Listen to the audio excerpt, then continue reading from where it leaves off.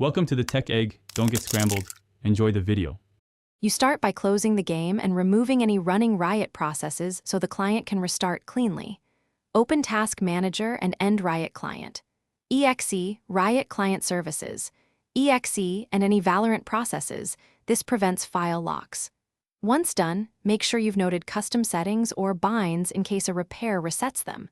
If Task Manager won't close a process, force end it, because lingering processes are the most common reason the client won't relaunch. Next, you repair and refresh the client components so corrupted files get fixed. Run the Riot client as administrator and trigger the built-in repair or check for updates option. This replaces damaged files and downloads pending patches. Then restart Riot Vanguard by opening services. MSC or using the uninstall/reinstall toggle. Vanguard is required for Valorant to run. Make sure updates complete before relaunching, because partial updates will fail to start the game and create looped crashes. Finally, relaunch the Riot client and sign in to let the game finish any post-update steps. Once you click play, watch for additional patching or integrity checks.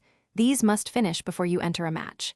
If the client still stalls or crashes, reboot the PC to clear drivers and services, then reinstall Vanguard and run the client as administrator.